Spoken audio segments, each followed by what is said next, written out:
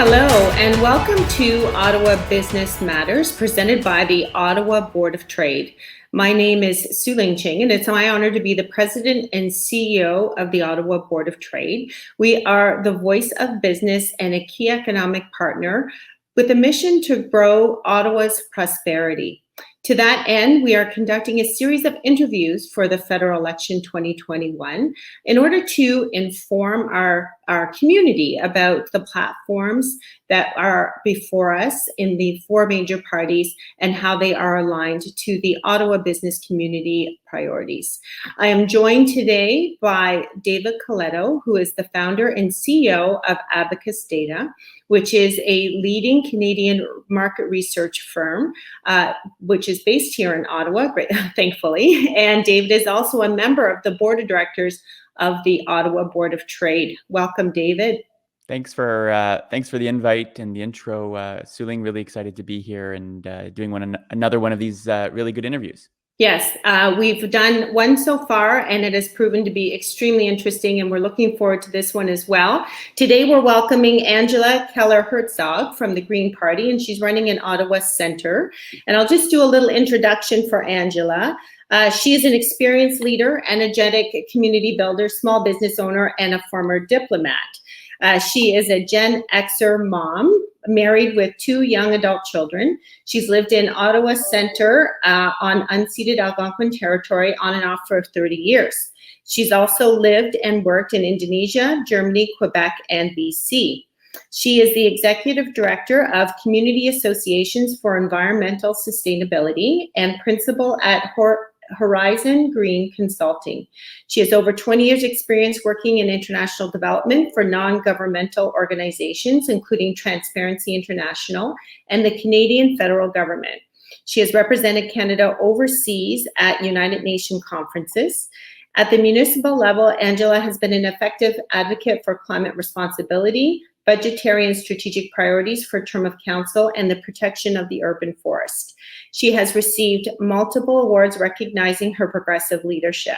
She is a trained economist and calls for a more equal distribution of income and wealth, lower carbon economy, and solutions that create clean jobs and serve to make our society healthier and more fair. So welcome to Angela. Thank you very much, Sueling. That was quite the introduction. Well, you have quite the experience, and so we're pleased that you've shared this with us. And I know this is a busy time for you, so we really appreciate you joining this conversation. And we look forward to hearing the views of your party throughout this. So, very happy to be here. Great. Well, Angela, welcome. And I'm going to kick things off with a sort of broader question, and we'll get into specifics around some of the priorities for the Ottawa Board of Trade and our members in the broader business community. But as a candidate running here in Ottawa, hoping to represent Ottawa Centre in Parliament, I'm curious to know what you feel are your priorities for the region as you look at what's happening and what you hope to achieve as an MP. I live in your riding, but as an MP. So nice to meet a constituent. So for me, the first reason I'm running really is climate and biodiversity. I think these issues have reached a crisis that Canadians are very much aware, but that is not necessarily reflected in the actions of our government. So I think that the Green Party has a really clear and strong role to play to hold the government to account. So accountability really is the second. And then the third issue I would cluster as fairness. I think that there are a lot of things in our society, and including during COVID times, we have come to see that there are structural inequities in our society which really are not fair. And I think most people could actually agree on that, and we should be able to fix that. Just building off that fairness item, how do you feel sort of small and medium-sized businesses fit into that question of fairness as it relates particularly to the pandemic and its impact on certain types of businesses? Well, I think everybody loves small and medium-sized business. I think people recognize that most jobs are created by small business. I think something that the pandemic and then the SERB program made us realize is that there is a class of people that are sole proprietors, that are self-employed, that sometimes employ a few other people as a small business. Uh, and sorry, I have a little cough, but I did get a COVID test and it's negative. Yeah, so I think our unemployment system, unemployment insurance, for example, doesn't really cover this small business sector, and the SERB really came in to support that group of people and really made a critical difference. Great. Thanks, Angela. As you know, in Ottawa, tourism is a key economic driver for us. And it's also sort of a gateway to many other forms of economic development, but it has been very hard hit during this pandemic. And so I'd be curious about what your party's views are on how to support that sector moving forward. And specifically, they have called on the government to consider a tailored temporary wage and rent support program, specifically for things like hotels, tour operators, convention centers, etc. What's your party's position on that support for the hardest hit sectors and your priorities for growing that sector as we grow forward? Okay.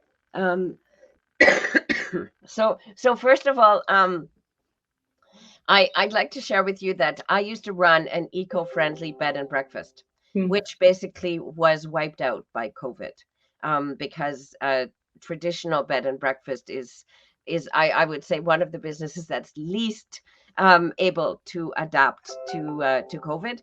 And I think that knowing in my neighborhood, I would say 80% of bed and breakfast, I think, are not operating. The buildings are for sale. So I think that there are certain kinds of businesses, it doesn't really make sense under a very new circumstance to try to hang in there, trying to say that, oh, things will return to same as before. So I think, and the second comment I have in terms of the question on do we want targeted support for each little sector, I think, sorry, we have to be very careful if we start having a patchwork of programs that are based on lobbies from specific industries, specific sectors. At the municipal level, also, there's like a lot of backroom dealing with, I mean, Ottawa is a very small town. So I don't think it makes sense to have this patchwork of programs where this industry gets 75% and that industry gets 53%. And these people, well, they were very effective lobbyists. They get a 3-year program. I don't think that makes sense. I think that what we should have is a level playing field. I think that the Green Party has had a policy of a guaranteed livable income for everyone. And sometimes that's understood as like sort of a social welfare program in the sense that everyone should have a floor to stand on. But as a small business person, I also understand that program as a program where if the business climate changes completely, as it did with COVID, it gives me a chance to regroup. And I guess that the word that everybody likes to use is pivot, and think about how I would like to pivot. How can I gather my human capital, my other capital, my assets, and maybe go in a new direction that I've wanted to, that I've thought about. Maybe I need to do some research, some business development. So I don't think it makes sense for the tourism and hospitality sector to lock in people with like this 75% support program going on forever, pretending that the world hasn't dramatically changed. I think that we should have a floor so that everybody has time to readjust, but I don't think we should have a patchwork of little programs. No. And just to build off that, you say that you want a level playing field, but I think if you asked tourism operators, they would say it hasn't really been, that the pandemic hasn't treated everybody equally, and some have been harder hit than others. Do you think that, to your point about not wanting to play favorites or support one industry more than another, do you think that risks devastating the tourism sector here in Ottawa and across the country? If, for example, this fourth wave continues and the fall and winter travel seasons get hit harder, that those businesses, business owners are just going to give up. Do you think that's worth kind of keeping that level playing field as you describe? Well, the thing is that the situation, like the environment in which we operate as business people, has dramatically changed. So nobody wants to stay in a traditional bed and breakfast where there is significant contact between visitors who are coming from God knows where, right? And it used to be that this was the attractive thing about staying at a bed and breakfast, that you would have contact with very interesting people from China, from Europe, from Brazil, and you would share a breakfast table and have conversations that you would never have. Mm-hmm. Okay, so that was a unique part of my business.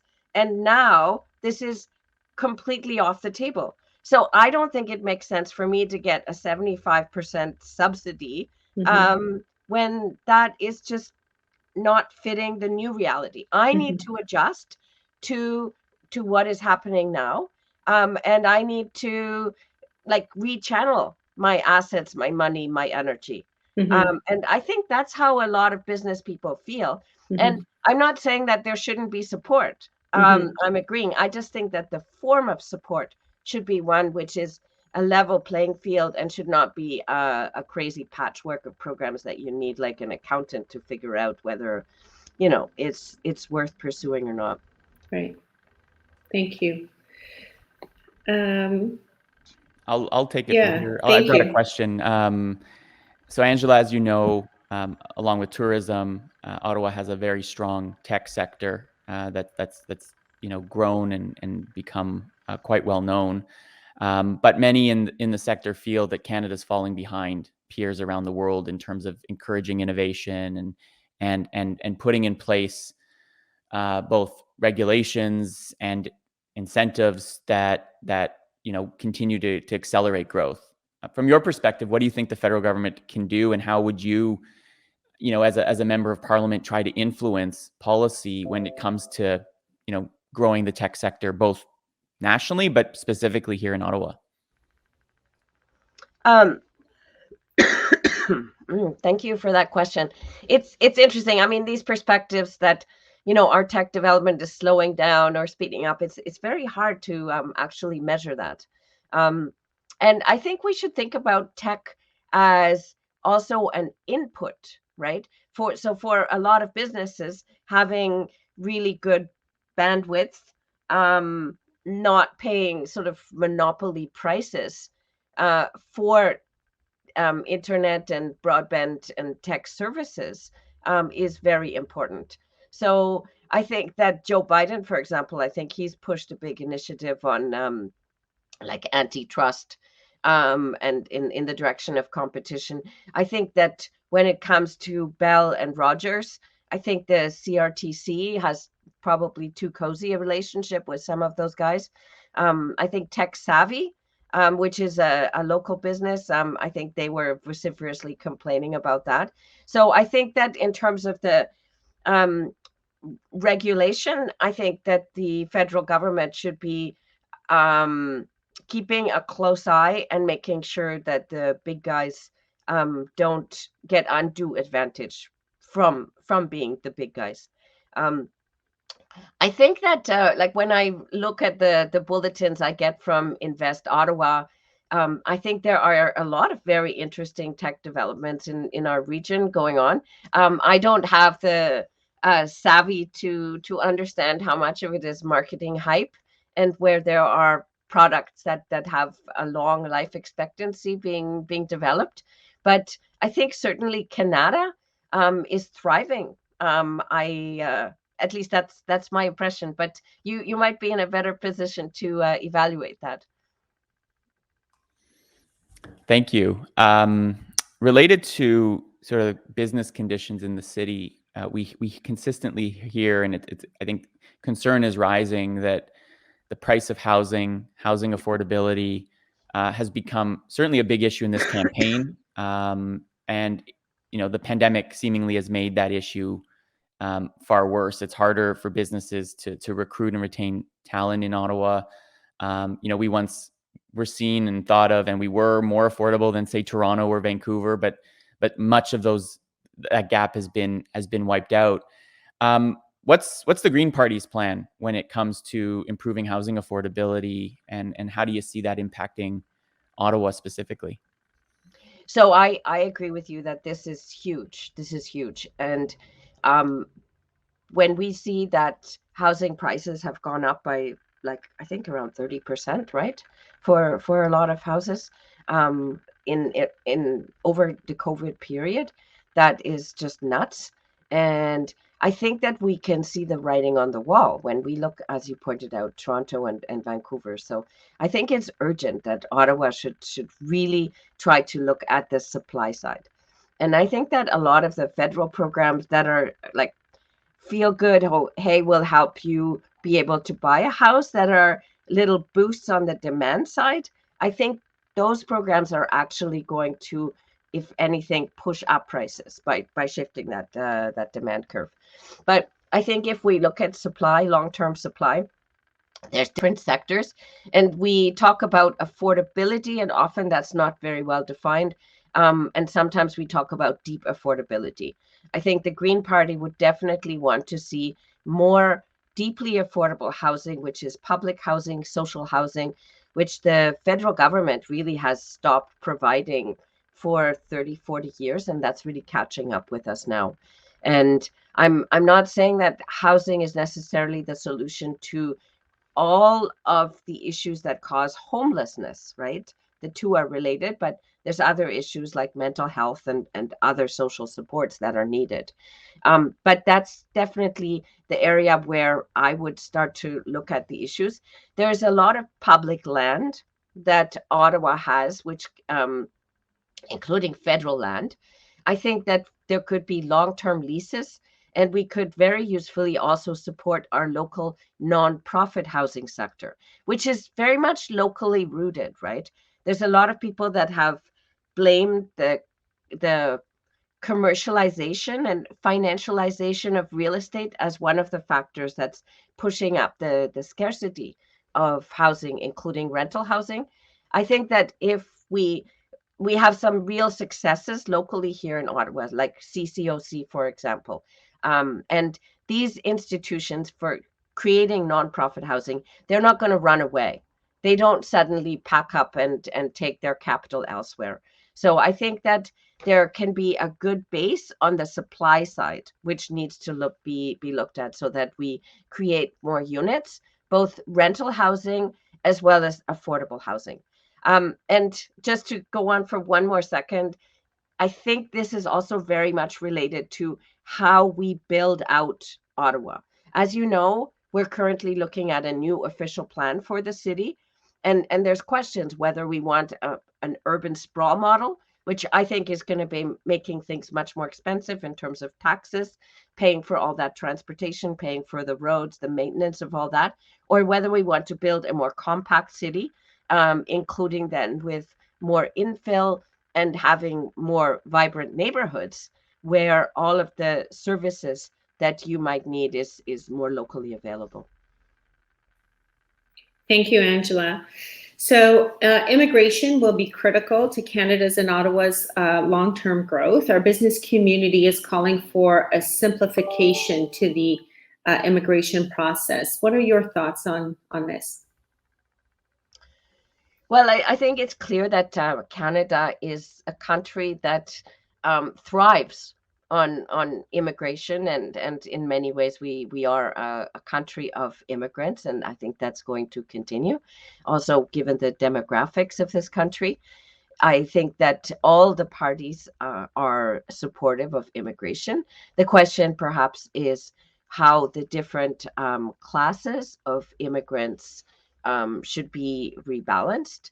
I think the Canadian point system actually is in a sense, it is a comprehensible, clear system. So again, in terms of wanting these understandable, clear level playing fields, I think that that's not such a bad system. I don't think that we would radically change that. But I think that in COVID, we've definitely learned much more about the work conditions of some of the workers in agriculture that are having the temporary work permits. So these are, and I think that there is Filipino nannies and various other people that come in under temporary work permits that are tied to one particular employer and don't actually have the full freedom to seek employment elsewhere if the work conditions are not satisfying. So I think that COVID has unmasked a lot of abuse, or I would call it abuse, in our temporary migrant work permit system. And I think that anybody that comes to Canada to lend their labor in an area that this country really needs, I think there should be a predictable path for them to acquire citizenship. And I guess from the Green Party perspective, we would also see the creation of a new class of migrants pretty soon, which is climate refugees. New Zealand has already established such a class of refugees, and I think that we're already seeing this reality in terms of the flow of humans in around the world. Good. So big cities like Ottawa have been hit hard and differently than other places, and the long-term impacts are still unknown. What do you think an urban recovery program could include? A lot of large cities like us have lost business districts because people are working from home, and in our case, the federal government, a lot of businesses have been built up to serve that market that are suffering because they're not yet returned to work or have declared when they will. So what's your impression of what the government's responsibility is, and then how the business community can play a role in supporting an urban recovery program? So I think that we should keep our eye not just on how do we pull out of COVID, which I think in this interview you've agreed that we're not done yet. We're looking at the fourth wave, and we don't know how many waves there are going to be. But at the same time, we have the climate and biodiversity crisis. We have the housing crisis, and we also have a situation of a very failed relationship with Canada's Indigenous people. So that's kind of four different crisis situations that I think we need to address. And we don't really have the luxury of saying, well, let's spend 2 years trying to deal with pulling out of COVID, and then we'll spend another 5 years restructuring to move to a lower carbon path. We need to do these things at the same time. And in a sense, there is an impetus right now, right? Because, for example, with COVID, we've had a lot of shifts where people are not needing to travel, but they're able to do what they used to do with international conferences online. So there's a lot less carbon footprint from travel. And I think that we can keep some of those gains. And obviously, there's cost savings in much less travel. I think that when we look at the local economy from what we need to do from the climate perspective, we have to look at energy. The region has massive potential, I think, in terms of renewable energy generation, both solar, wind, and also energy storage. And I think whether it's farmers that have windmills on their land in Ottawa, which is a huge city, as you know, or whether it's residents who have solar panels that they own, where they can make money by feeding energy into the grid or save money on their own utility bills. I think there's some big changes that that we should be looking at in terms of energy and where Ottawa get its energy from. And related to that, when we look at the energy retrofits of our buildings, this is huge. I mean, just about all of our housing stock we expect to survive until 2050. And we're saying we want to be net carbon zero by 2050. So there's a whole energy retrofit sector that needs to be made into an efficient functioning sector. I think we need massive training programs in I think Algonquin has capacity, can step up. I think that right now, if you want a quote for upping the insulation in your house, that's like, well, maybe the guy will show up, maybe not. It's a very inefficient system right now. There's a critical shortage of energy auditors. If you want to do the home energy audit to qualify you for the programs that we're starting to see in terms of helping with energy retrofits, which are very expensive, by the way. Like there's a whole sector there which can generate thousands of jobs, but which needs to be made a lot more efficient and a lot more practical for the purposes, because not everybody has like $40,000 just lying around to improve the energy efficiency of their house. That how that's all going to work, because we know we need to do it, but we haven't quite figured out how. But there's going to be a lot of investment, there's going to be a lot of employment, and I think that at the end of it, we're also going to have a lot more affordability, right? If you don't have to pay so much for utilities and heating. Yeah, I think everyone can agree that getting a contractor of any type to your home right now is proving to be a challenge given the high demand. And so you're right. I think that's a really, really good point. We've come to that point of the conversation where I've got a few rapid fire questions about 3 projects in Ottawa. And I'm curious to know whether you, as the MP for Ottawa Centre, would support federal funding for these programs. So I'll quickly go through them. If you could just give us a yes or no answer, and then I'll have a follow-up question. So first is, do you support federal funding for phase 3 of Ottawa's light rail transit system? Yes, absolutely. What about federal funding for the Byward Market revitalization? Yes, but if I was at that table, I think that there should be some strings attached. I think that we want to, for example, we want to be having a greener city. We've talked a lot about the urban canopy, but the reality is that we're losing the canopy as there's intensification and as the permits get issued to cut trees all over the place, and in some cases even like small forests of trees, like we're seeing for the new hospital plan. So I would do some green strings attached, and I think that in the Byward Market, there seems to be a push to push out the homeless, and I don't think that situation has been fully resolved. Okay, and lastly, in your own riding, federal funding for LeBreton Flats redevelopment, do you support that? Yes, I think that that's a big opportunity, and again, I would attach some strings, particularly in the sense of affordable housing, so that if we have a lot of real estate development, I would want to see the inclusionary zoning executed in such a way that it actually does result in housing that is truly affordable. Great. Well, thanks so much.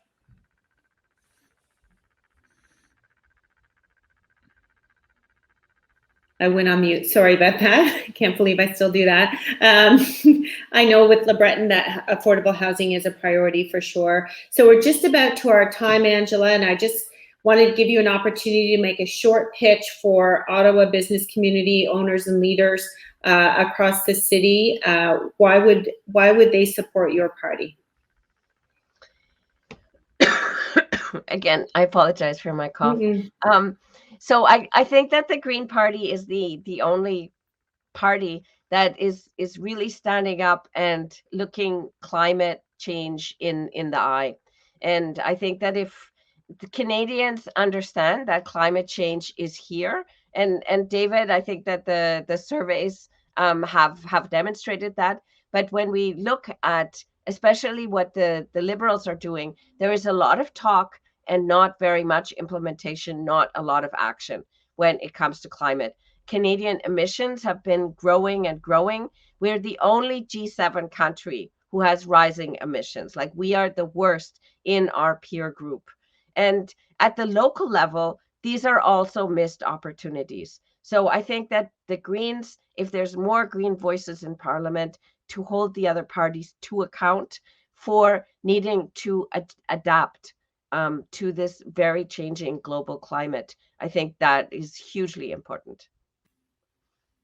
Thank you, Angela. And again, thank you for your time and being here today and joining us in this conversation. David, it's always a pleasure to see you and work with you. And to everyone who's tuning in, we appreciate your time. We encourage you to continue to stay informed, to be active during this election, so that you can use your voice to influence the future of Ottawa and Canada. And the Board of Trade is here to serve our business community and always looking for your feedback. And we look forward to seeing you again soon. Thank you.